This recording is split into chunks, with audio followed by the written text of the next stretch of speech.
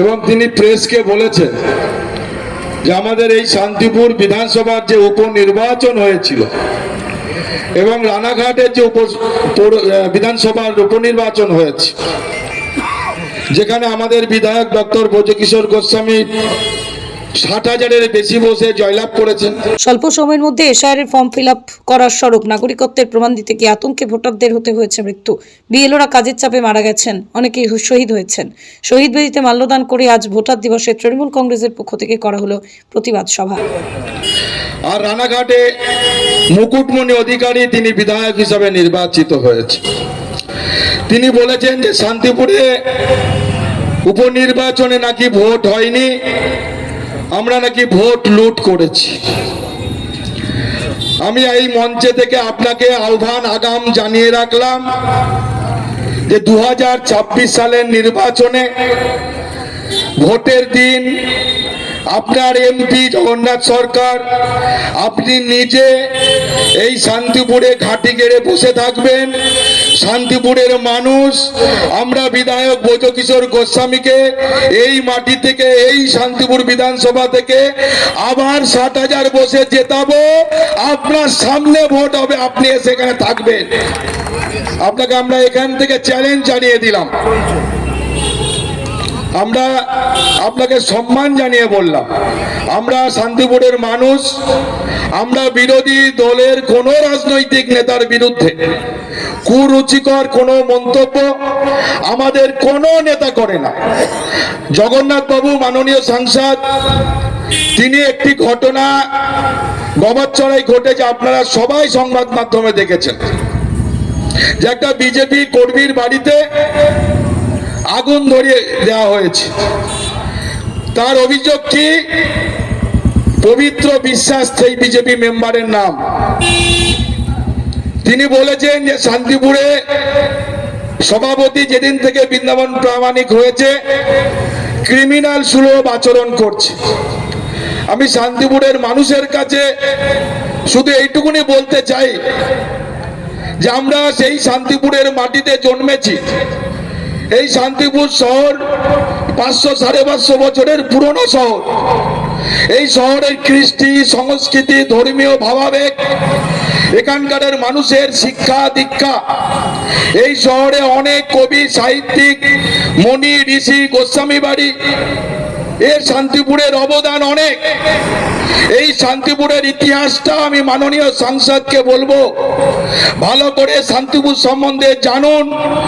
এই শান্তিপুরে দীর্ঘদিন ধরে এখানকার বিধায়ক ছিলেন অজয় দে, এখানকার ভাইস চেয়ারম্যান শহর সভাপতি ছিলেন আব্দুল সালাম কারিগর। এ শহর রাম রহিমের শহর।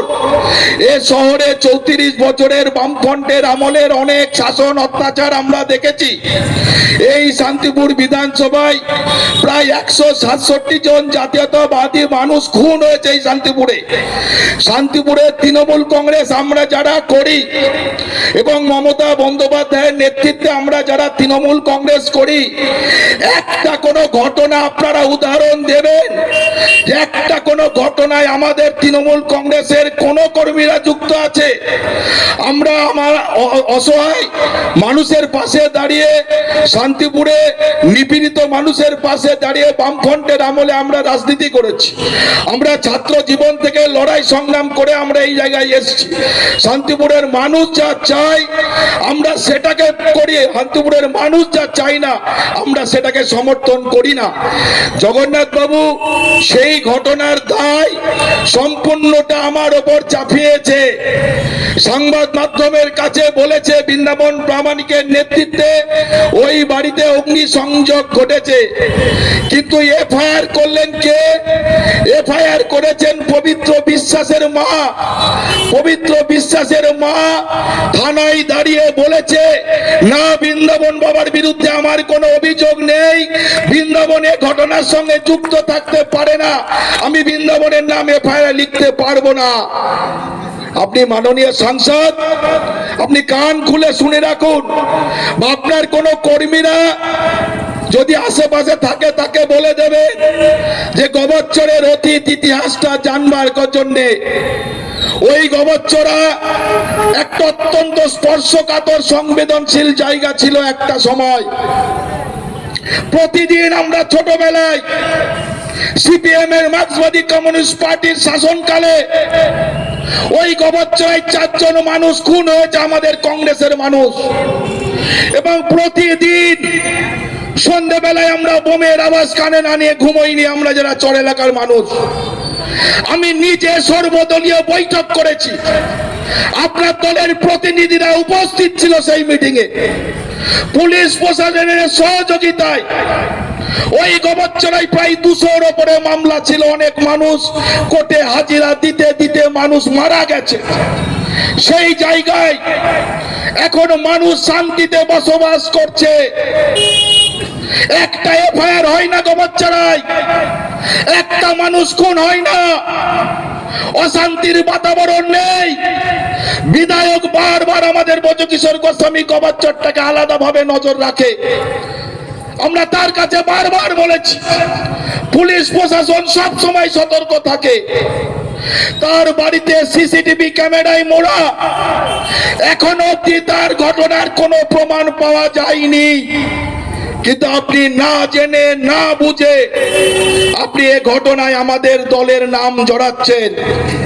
এটা শান্তিপুর, এই শান্তিপুরের মানুষ, আমি সবাইয়ের কাছে আবেদন রাখবো, এই ঘটনা বলে নয়, শান্তিপুরের মানুষ আগামী দিনে যখন কোথাও কোনো ঘটনা যদি এরকম ঘটে, আমরা দায়িত্ব নিচ্ছি বুথ স্তর থেকে গ্রাম শহর অঞ্চল, কোথাও কোনো তৃণমূল কংগ্রেসের কর্মীরা এরকম ঘটনার সঙ্গে আগামী দিনেও যুক্ত থাকবে না, অতীতেও ছিল না, এখনো নেই। এটা আপনাদের কাছে প্রকাশ্যে বলছি। আমরা এই জিনিস বরদাস্ত করি না। আমরা অজয়দের হাত ধরে শান্তিপুরের মাটিতে রাজনীতিতে এসেছি। যার নীতি ধ্যান জ্ঞান ছিল শান্তিপুরের শান্তি, এই শান্তিপুরের উন্নয়ন, আমরা তার পরিবারের ত্যাগ তিতিক্ষা আমরা দেখেছি। প্রয়াত অসমঞ্জুসের আততায়ীর গুলিতে খুন হয়েছে, মার্ডার হয়েছে, তার পরিবারের অবদান আছে। আমরা তাদের নীতি অনুসরণ করে এই শান্তিপুরের মাটিতে রাজনীতি করি। আমরা রাম রহিমের শহর, আব্দুল সালাম কারিগর, অজয়দের নীতিতে আমরা বিশ্বাস করে চলি। আমরা এমন কোনো কাজ করি না যে শান্তিপুরের মানুষ যাতে আমাদের উপর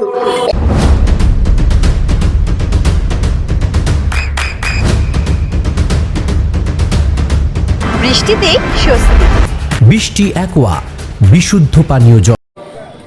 মিটিংয়ের মধ্যে দিয়ে আমাদের সর্বভারতীয় সাধারণ সম্পাদক, আমার নেতা অভিষেক বন্দ্যোপাধ্যায় এসআইআর নিয়ে তার চিন্তা, তার ভাবনা, তার দর্শন আমাদের বুঝিয়েছেন এবং সেই সাথে সাথে আমাদের রাজ্যের সভাপতি সুব্রত বক্সী মহাশয় আমাদের আদেশ দিয়েছেন আজকে এই সভা করার জন্য।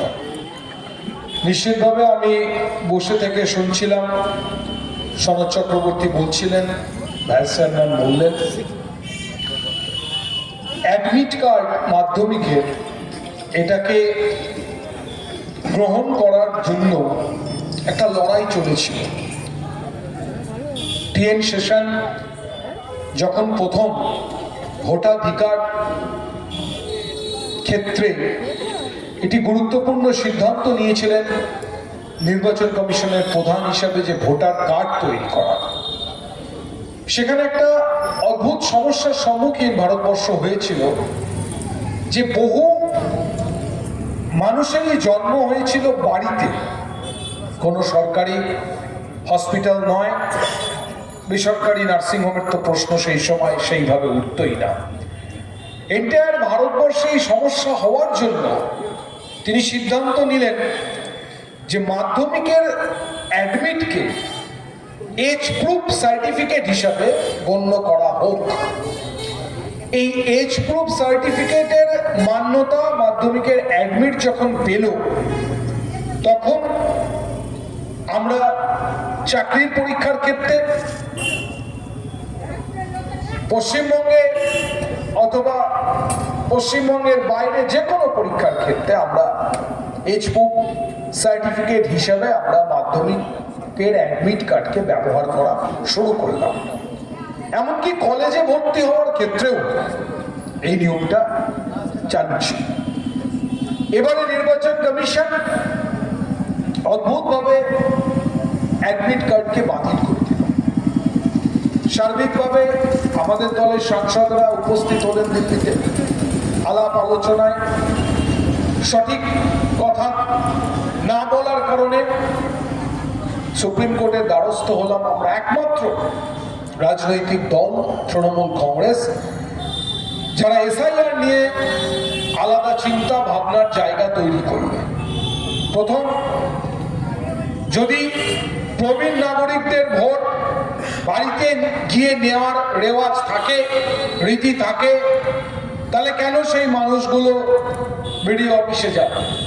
দ্বিতীয়, আপনি মাধ্যমিকের অ্যাডমিট কার্ডকে কেন গুরুত্বপূর্ণ নথি হিসাবে গ্রহণ করছেন না? এবং কেন বিএলএ যারা দলের সর্বক্ষণের সাথী, বুথ আগলে রাখার কারিগর, তাদের গুরুত্ব দেওয়া হচ্ছে না কেন? তিনটে ক্ষেত্রে নির্বাচন কমিশন তার ভূমিকা আমাদের সামনে প্রকাশ করলো। তারপরে আমরা সুপ্রিম কোর্টে গেলাম এবং সুপ্রিম কোর্ট কি রায় দিয়েছে এখানে পূর্বত্ব বক্তারা বলেছে। আজকে যাদের যাদের এসআইআর ডাকা হচ্ছে, এই মানুষগুলো ভারতবর্ষকে একদিন গৌরবান্বিত করেছে। আমি আপনাদের একটা গুরুত্বপূর্ণ তথ্য দিয়ে রাখি যে কেন ভারতীয় জনতা পার্টিকে বিশ্বাস করা যায় না। এই দলটাকে বিশ্বাস করলে সমস্যায় পড়বে সাধারণ মানুষ। 2019 সাল ভারতবর্ষের লোকসভা নির্বাচন, দক্ষিণ কলকাতা কেন্দ্র, প্রার্থী ভারতীয় জনতা পার্টির চন্দ্র বসু। এই প্রার্থীকে জেতানোর জন্য সভা করছেন দিকপাল নেতারা পশ্চিমবঙ্গে। উদ্দেশ্য একটাই, নেতাজি সুভাষচন্দ্র বসুর পরিবার তাকে দিল্লিতে নিয়ে যেতে হবে। আমরাই প্রথম রাজনৈতিক দল যারা সুভাষচন্দ্র বসুর পরিবারের মানুষকে ক্যান্ডিডেট করেছি। এর আগে কেউ ভাবতে পারেনি। কংগ্রেস সুভাষচন্দ্র বসুকে মর্যাদা দেয়নি, এক্সেট্রা এক্সেট্রা এক্সেট্রা। আজকের ডেটে দাঁড়িয়ে বাস্তবতা কি?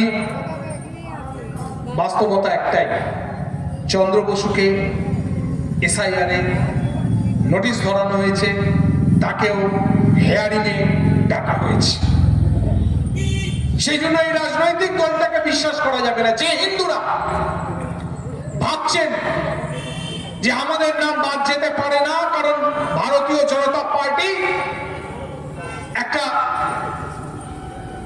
হিন্দুত্ববাদী চিন্তায় বিশ্বাসী রাজনৈতিক দল, আমরা আস্থা রাখছি, ভরসা রাখছি এই রাজনৈতিক দলটার উপরে, তারা চন্দ্র বসুর উদাহরণটা প্রত্যক্ষভাবে দেখে নেবেন। আজকে আমি শুনলাম শুভেন্দু অধিকারী, আমার কলিগ, বিরোধী দলের নেতা, উনি বলেছেন উপনির্বাচনে নদিয়ার সবথেকে বড় English medium school JRS public school প্রায় 35 বিঘা জমির ওপর গড়ে উঠেছে বিশাল ক্যাম্পাস। নার্সারি থেকে শুরু করে উচ্চ মাধ্যমিক, ITI college, law college, B Ed college, ভর্তি চলছে। জেআরএস পাবলিক ব্যালকনি বা সিঁড়ির রেলিং, মডিউলার কিচেন বা ড্রয়িং রুম, এক কথায় আপনার স্বপ্নের বাড়িকে করে তুলুন আরো সুন্দর। Chakdah ply centre, gorgeous look বা কোয়ালিটি সবে 3 নম্বর 1 Chakdah ply centre. Chakdah ply centre, KBM, Chakdah, Nadia. করবেন কেন করবেন বুঝতে পারছেন না তো? সঠিক গাইডলাইন পেতে আজই আসুন নদিয়ার চাকদাতে নিবেদিতা প্রাইভেট লিমিটেডে। Nivedita private limited, marketing and distribution service. Chakdaha aluminium centre, ply, কাঁচ, laminates, kitchen fittings, door lock, window ও অ্যালুমিনিয়ামের খুচরো ও পাইকারি বিক্রেতা। Chakdaha aluminium centre, Purbalalpur 50 number রেলগেটের পাশে, চাকদা, নদিয়া। হোমওয়ার্কটা করেছো? হ্যাঁ স্যার। এ বাবা, ভুল করেছো কেন? চোখে কেমন ঝাপসা দেখছি, লিখতে আর পড়তে খুব সমস্যা হচ্ছে। চাকদার মডার্ন অপটিক্স থেকে ভালো চোখের ডাক্তার দেখিয়ে নাও। প্রতিদিন প্রকৃত চোখের ডাক্তার ও দৃষ্টি বিশেষজ্ঞ মডার্ন অপটিক্স চাকদহে। স্যামসাং, জিও, রিয়েলমি, নদিয়ার একমাত্র অথরাইজড ডিস্ট্রিবিউটর ঘোষ কমিউনিকেশন, থানার মোড়, চাকদা।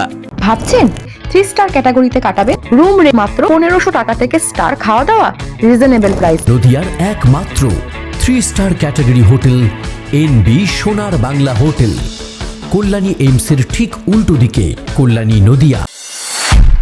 নদিয়া জেলার সবথেকে বড় বিল্ডার্স চাকদার মা মনসা বিল্ডার্স, রড ও সিমেন্টের পাইকারি ও খুচরো বিক্রেতা। মা মনসা বিল্ডার্স, পদ্মবিলা, চাকদা, নদিয়া। রড কেনাকাটায় থাকছে ডিসকাউন্ট অফার। মা মনসা বিল্ডার্স,